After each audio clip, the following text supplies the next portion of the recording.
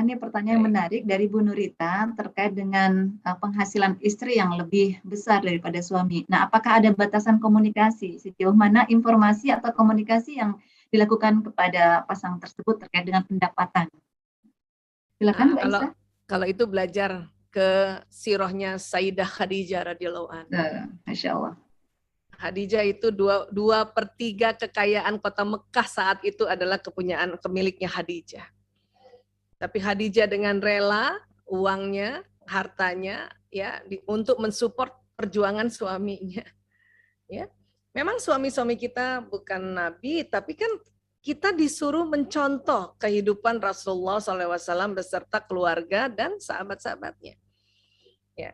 Jadi buat istri-istri yang penghasilannya banyak, lebih kaya dari suaminya, ya contohlah Sayyidah Khadijah, belajar. Ya, baca bukunya. Gimana Sayyidah Khadijah? Yang pertama kalau kita baca, tentu Sayyidah Khadijah tidak sombong, nggak bangga-banggakan, duitnya lebih banyak. Karena laki-laki rupanya yang jadi suami itu pantang banget dengar istrinya ya menganggap itu gue semua gitu. Aku semua yang biayain. Itu tuh bisa tersinggung besar. Dan ada penelitian di tahun 2010, otak laki-laki akan tersinggung kalau istrinya mengungkit-ungkit penghasilan yang lebih besar istri terhadap suami. Itu ada risetnya. Ya. Nah, tentu kalau misalnya nih suami meminjam uang sama kita atau ya untuk misalnya menginvestasikan untuk modal ya seperti Sayyidah Khadijah kita berikan ya bismillah ya suamiku ini gitu. Ya, tanpa harus disebut-sebut atau diulang-ulang ya. Kemudian juga selalu kita ingatkan diri kita bahwa itu sangat mulia. Atau mungkin bukan untuk investasi ya. Misalnya suami ibu gitu ya. Kita bantu untuk misalnya membackup macam-macam yang ada di rumah ya, anak makanan anak lah, baju anak lah, pendidikan anak kita bantu. Itu sangat mulia. Walaupun memang di dalam fatwa Majelis Ulama, istri yang punya uang atau istri yang bekerja ya uangnya milik istri. Ya. Tapi ini menjadi sebuah kemuliaan seorang istri yang uangnya dia bekerja dan dia punya uang lebih tinggi atau gajinya lebih tinggi tapi dia backup keluarganya, bantu perjuangan. Itu termasuk membantu perjuangan suami kan. Itu ya Allah, itu kemuliaannya luar biasa dan yakinlah karena kita rela untuk nggak kita omongin lagi, nggak nyinggung suami dan suami ridho, itu nggak berhenti loh rezekinya si istri itu, percaya deh, ya. Tapi kalau kita sombong, kita misalnya kita ungkit-ungkit besaran kita, oh lihat deh bahaya nanti ada bencana yang akan kena si istri itu, ya kan? Tuh lihat kata Mbak Indriani Fauziah di Jonggol. Bismillah diganti berlipat-lipat, bener banget. Ya. Terus sahabat saya namanya Mbak Mindil. Ya, kurang lebih seperti itu Bu Erna. Jadi kita dilarang sombong. Betul. Masya Allah, ini pertanyaan ada kaitannya dengan yang tadi bertanya lagi gitu. Jadi sudah langsung terjawab ya, Bu Farah. Bu Farah barusan menulis di kolom chat terkait dengan peran suami yang membantu ke keluarga. Yakin pasti akan diganti Allah dengan yang lebih baik. Oh, itu sih. Ya, secara sejarah, secara statistik, data, secara empirik juga ya Bu Isa sendiri ya. Waduh, kenapa? Karena kan kita kerja diridhoi suami. Ya kan? Jadi kita bisa dapat uang banyak karena kita kerja kan itu ridhonya suami.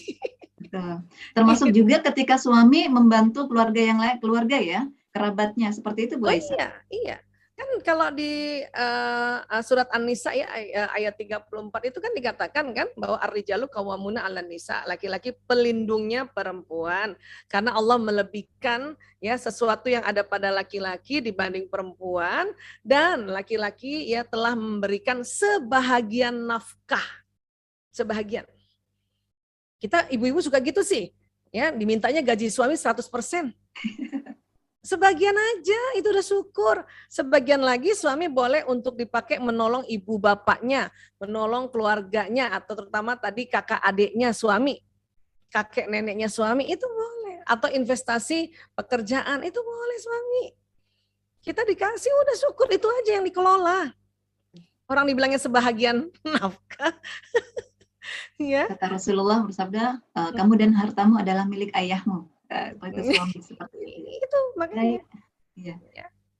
Tak terasa waktu ini sudah mau jelang maghrib. Cuman satu lagi nih pertanyaan Bu Aisyah, mohon izin di kolom chat dari Bu Husnul.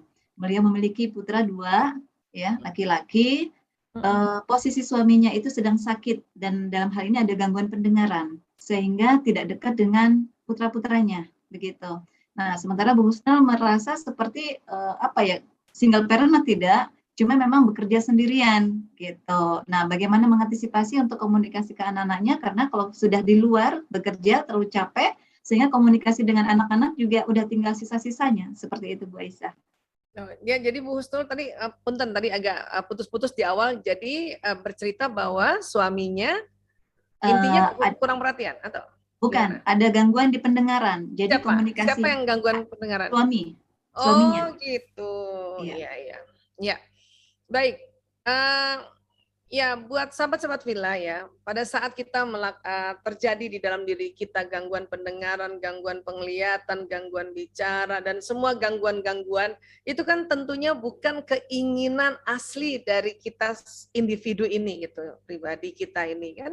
Ini tentu ada proses-proses perjalanan penyakit yang cukup kronis, yang panjang, yang membuat kita ya terganggu pada saat fungsi interaksinya. Ya. Tentu kita yang tidak ada gangguan harusnya lebih memahami. Mungkin sudah paham, tapi kadang-kadang itu tadi karena sudah sudah paham, tapi karena setiap hari terjadi slack atau terjadi konflik, terjadi benturan gara-gara tadi kekurangan pendengaran tadi, ya maka itu tadi kadang-kadang kita jadi tidak paham lagi, walaupun sudah paham. Nah, untuk itu ya disinilah kita gunanya saling mengingatkan bahwa itu tuh proses mengerti perintah atau mengerti komunikasi pada saat dalam kondisi kita kekurangan itu nggak mudah loh, nggak mudah. Makanya kita butuh ya yang sehat ini butuh ekstra pengertian lagi bahwa oh itu nggak mudah loh. Dan buat orang yang kurang pendengaran, kurang gangguan pembicaraan, gangguan penglihatan itu juga dia juga gemes, kenapa sih harus gini gitu. Ya. Jadi tolonglah, mohonlah untuk kita yang sehat ini lebih pengertian lagi, lebih mengerti lagi agar ya kita saling sama-sama mensupport ayah ini ya. Tentu anak-anak ingatkan aja bahwa oh ya ingat ya nak, ayahmu ada gangguan pendengaran gitu. Karena kita sering tuh kalau gangguan pendengaran ya jadinya kayak teriak-teriak kan, teriak-teriak di telinganya si ayah gitu ya. Nah, kalau orang lain nggak tahu, disangkanya nih anak kurang ajar banget, ini durhaka banget, bapaknya dibentak-bentak gitu ya.